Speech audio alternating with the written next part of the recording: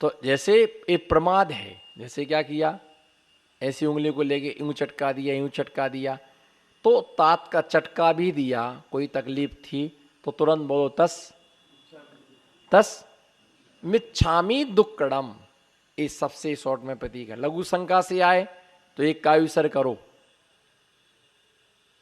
उठते ही नहीं बोलने लग जाना, हाथ ही नहीं धोए, पाँव ही नहीं धोए। किसी ने कहा रास्ते ही में बैठ गए, बोल पड़े, इतना चौड़ो रास्ता रहो तुम निकल नहीं पा रहे का। भली कुछ बोले लेकिन अपन को कोई जवाब नहीं देना। हाथ धोना, तस्मिच्छामी दुक्कड़म, फिर कायुसर करना। इसी प्रकार से दीर्घ शंका करके आए तो पहले शुद्धि करना, शुद्धि करने के बाद खड़े होकर के पिच्छिका से पूरी देह का परिमार्जन करना, और नौमार नमोकार मंत्र पढ़ने से पहले बोला तस्मिच्छामी दुक्कड़म, फिर नमोकार बिल्कुल छोटा प्रतीक, तस मेरे द्वारा दोष हुआ वो क्या हो, मिथ्या हो। तो क्या बोलना, तस मिच्छामी दुक्कड़म। तो इस प्रकार से जो हमारे द्वारा कोई व्रतों में दोष लगा हो, उन दोषों के संशोधन का नाम है सामायिक। बैठो चिंतन करो सामायिक में।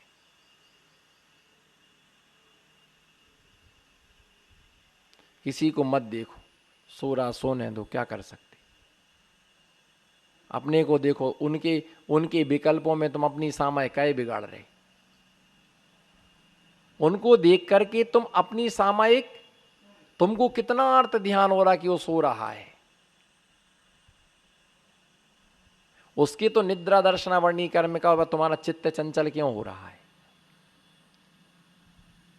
तो इसलिए निर्दोष चारित्र्य की क्या पालना। दूसरी बात यह है, इस पंचम काल में निर्दोष चारित्र्य की पालना नहीं होती है। किंचित किंचित चारित्र्य धर्म में दोष लगते हैं। यही कारण है महावीर स्वामी के शिष्य और आदिनाथ स्वामी के शिष्य पूरा प्रतिक्रमण करते थे। उनके लिए पूरे प्रतिक्रमण का विधान है कि तुम पूरा प्रतिक्रमण करो। उनमें सरलता से दोष होते थे, इनमें वक्रता के साथ दोष होते हैं। ऐसे जो चारित्र्य की प्राप्ति रूप शास्त्र के प्रबल प्रहार से पाप कर्मों के पूर्ण क्षय हो जाने से व्यंजता अचिंत्य सारी प्रकट हुए अचिंत्य सार से युक्त पापों का क्या हो जाना, क्षय, पापों का क्षय। तो पाप कितने, 5, हिंसा, झूठ, चोरी, कुशील, परिग्रह, ये 5 पाप हैं। ये तो सिर्फ सामान्य लोगों को 5 पाप बतलाए गए हैं। पाप तो अनंत हैं। क्या है, जिसमें देखो उसमें पाप है। बोलो, जिसमें देखो, जिस क्रिया में देखो उस क्रिया में पाप है। उठने में भी पाप है, बैठने में भी पाप है। तो इसीलिए तो हम प्रतिक्रमण करते। इसलिए जिन जिन पापों से बचा जाए, उन पापों से बचने का क्या करना चाहिए, बोलो।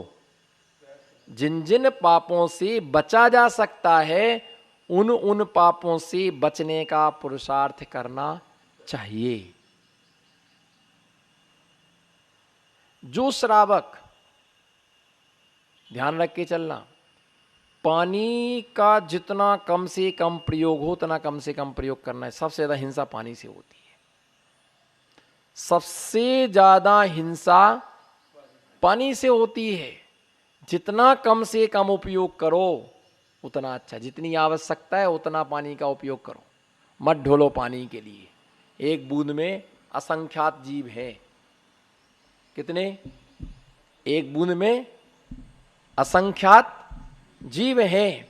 अब तुमने एक बाल्टी पानी प्रयोग किया, कितने जीव के। इसलिए आचार्यों ने कहा कि जो श्रावक अपनी प्रत्येक क्रिया, ध्यान से सुनना, ध्यान से सुनना, एक जो श्रावक अपनी प्रत्येक क्रिया छने हुए पानी से करता है, जो श्रावक, बोलो, जो श्रावक प्रत्येक क्रिया छने हुए पानी से करता है, वो श्रावक साधु के समान होता है। उसे मुनि का दर्जा दिया गया है। वो श्रावक किसके समान है, किसके अपेक्षा से, अहिंसा व्रत की। लेकिन ये ध्यान रख के चलना, प्रत्येक क्रिया छने हुए पानी से करता है। कोई भी क्रिया बिना छने पानी से नहीं करता है। चाहे पीना हो, चाहे स्नान करना हो, चाहे हाथ धोना हो, चाहे मंजन करना हो, चाहे वस्त्र धोना हो, चाहे पोछा लगाना हो, किसी भी चीज में है जितने भी पानी का प्रयोग करेगा वो गलित होगा, मोटे वस्त्र से छना हुआ होगा। छन्नी से छना हुआ पानी छना नहीं माना जाता है।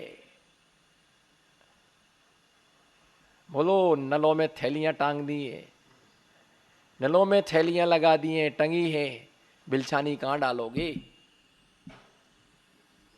सूखे गए वो तो उसी में।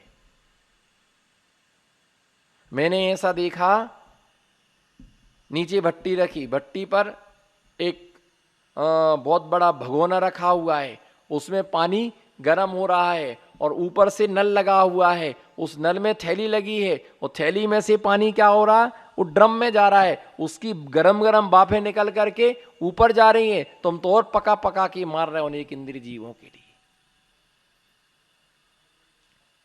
इसलिए पानी का कम से कम प्रयोग करो। एक कमंडल में साधु अपना सारा काम कर लेते हैं। तो ऐसे 5 जो पाप हैं, उन पापों के नाश हो जाने पर, उन पापों के दर्शनम देव देवस्य दर्शनम पाप नाशनम, जिनेंद्र भगवान के दर्शन करने से पापों का नाश होता है। कितनी अच्छी बात है ना? बोलो ना जी, कितनी बढ़िया बात है। बोलो, कितनी अच्छी बात है। भगवान के दर्शन करने से खूब चोरी करो, खूब हिंसा करो, दिन भर मेडिकल पर झूठ बोलो, सैंपल की गोली बेच बेच की नोट छापो। बस महाराज ने बताया, हम तो जैन हैं, और लगे बुरा सो लगे, मुझे क्या, तुम्हारा चौका तो हो ही गया। लगे तो लगे बुरा, मैं तो सोच ही रहे एक आध को बुरा तो लगे, एक आध को लगा ही नहीं रहा किसी को बुरा। तो भैया ये ध्यान रख करके चलना। महाराज ने बताया कि भगवान के एक बार दर्शन कर लो, सारे पाप क्या हो जाएंगे, सारे पाप धुल जाएंगे। दिन भर झूठ बोलो, चोरी करो, नमो सिद्धाड़म, झूठ बोलो, चोरी करो, परिग्रह का संग्रह करो, दर्शनम देव दर्शनम देव देवस्य दर्शनम पाप। उसके बाद एक और है, निर्मलम निर्मलीकरणम पवित्रम पाप। बस भगवान के चरणों का गंधोदक अपने माथे पर लगा लो, सो और जो पाप थे वो भी क्या हो जाएंगे, नष्ट हो जाएंगे। कितना अच्छा धर्म है भैया। ऐसे सबके पाप नष्ट होने लग जाएं तो नरक में तो कोई जाए ही नहीं। सब कहां जाएंगे? 100 धर्मिंद का भवन तो फुल हो जाएगा, ईशानिंद का भी पूरा फुल हो जाएगा, ईशानिंद का भी पूरा। 16 स्वर्गों में जगह नहीं होगी, और नरक तो क्रिकेट ग्राउंड बन जाएगा। फिर नरक क्या बन जाएगा? नरक तो क्रिकेट ग्राउंड बन जाएगा। वहां तो लोग खाली रहेगा तो क्रिकेट खेलेंगे, ऐसा लगेगा कि नरक में भी लॉकडाउन हो गया है। तो भैया ये ध्यान रख करके चलना, इन सब के साथ तुम्हारे आत्मा के परिणामों की कितनी भी शुद्धि थी, वो भी शुद्धि तुम्हारे भगवान के दर्शन से पाप का नाश करेगी। दर्शनम देव, क्या चढ़ाया? चावल चढ़ाए नहीं, जल चढ़ाया नहीं, ढोक दी नहीं, अंदर तक कौन जाए? अब अंदर जाएंगे तो जूता उतारना पड़ेंगे, मोजा उतारना पड़ेंगे, बेल्ट खोलना पड़ेगा, पैर धोना पड़ेंगे। इसलिए बाजू में 2 खिड़कियां बना दी है। 2 क्या बना दी है? खिड़कियां बना दी है। तो उन खिड़कियों में से, हाँ भाई, आई अंदर से करना ना, हमको तो दिख गया, दिख गया, दिख गया, दिख गया, दिख गया। बाहर से दर्शन हो गए। पर बाहर खिड़कियां बनाई वो किस लिए बनाई? किसी को सूतक पातक हो तो उसके लिए बाहर से दर्शन करने को बनाई, तुमको नहीं बनाई। कौन जूता उतारे, कौन चप्पल उतारे, कौन बेल्ट उतारे, अंदर जाएंगे तो पर 3 परिक्रमा लगाना पड़ेंगी। और बाहर से कर लो, फोकट का चंदन घिसमुरी नंदन। बस बहुत बढ़िया, अच्छा है। तो जितनी दूर से दर्शन मिले ना, दर्शन की उतने ही दूर से फल भी मिलेगा।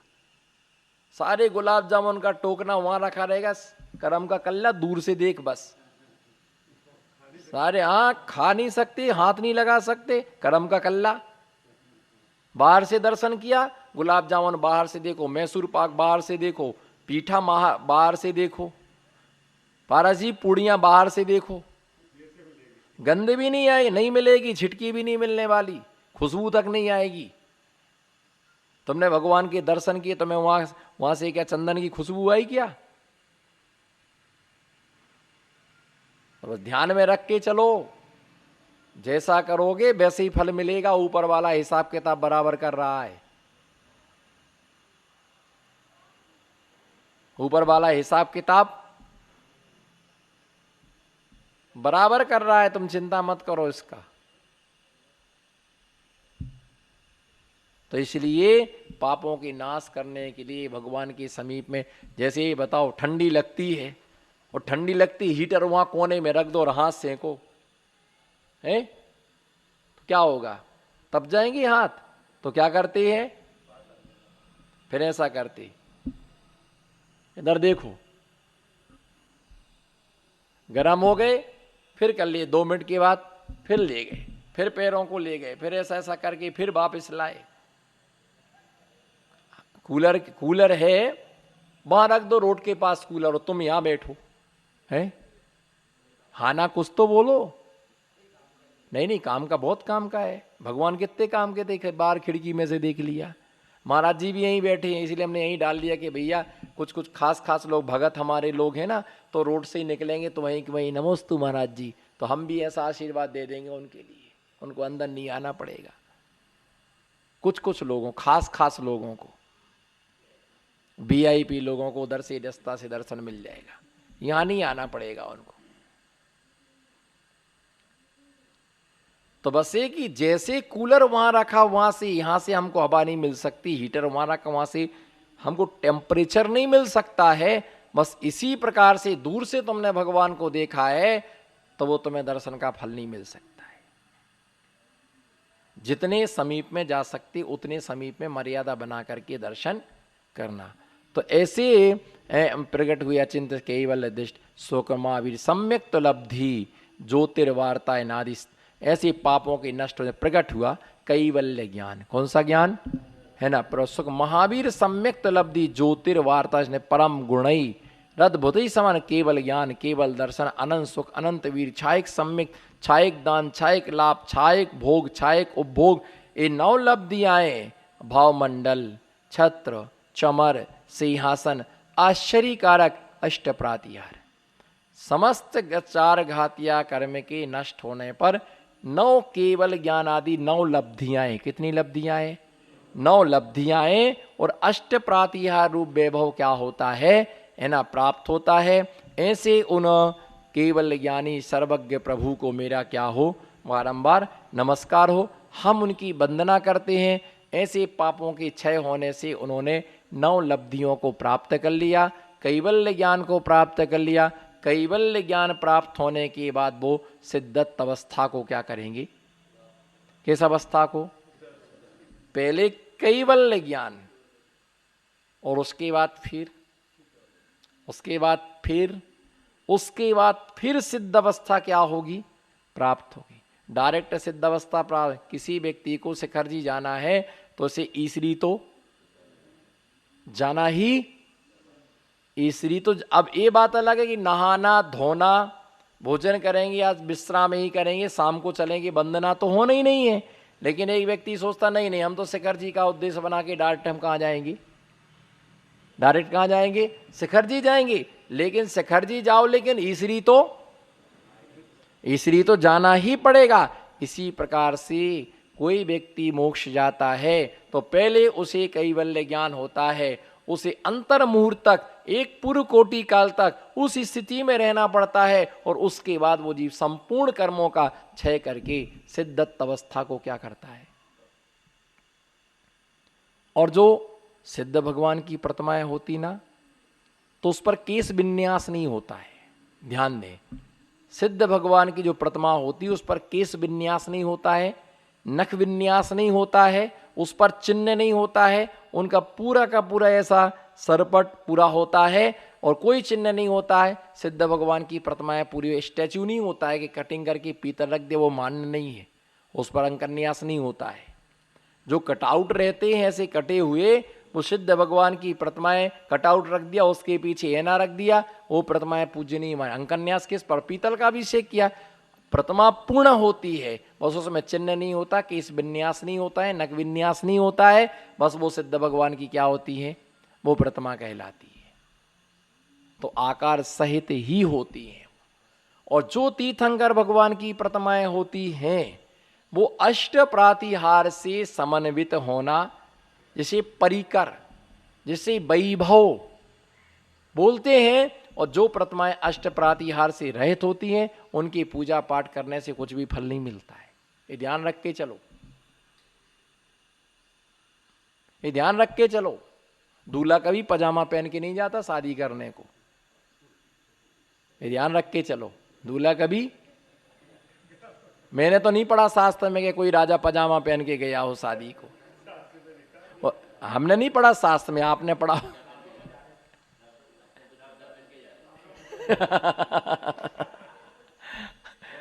कहीं से आ जाए कि आजकल तो चड्डा पहन के जा रहे। ये हुंडा और सरपड़ी काल का दोष है। तो भैया कोई धोती दुपट्टा पहन के अगर कोई धोती दुपट्टा पहन के बरमाला डालने, तो ब्रह्मचारी कहां से आगे? मुझे नहीं करना। जब शादी के पहले ही दिन धोती दुपट्टा पहने, आगे क्या मालूम लंगोटी दुपट्टा पहनेगा। तो इसलिए शादी की पोशाक नहीं है। हाँ, उसके पीछे क्यों पड़े तुम? और भी कितने सारे लोग हैं। लेकिन अच्छा है, गुरु जिसके पीछे पड़ जाए ना तो उसका बेड़ा पार हो जाता है। हाँ, तो इस प्रकार से अब क्या तुम दूल्हा को दूल्हा बना रहे हो? जो बनता है दूल्हा वो हो जाता है लूला, पर वो 2-4 दिन तो फिरता है फूला फूला, मारो ब्याह होगा, मारो ब्याह होगा। अरे शांति रखना, काय को नच रहा है? मारो ब्याह होगा, मारो ब्याह होगा, महाराज जी आशीर्वाद दो, मारो ब्याह होगा, फूलो फूलो फिर रहो।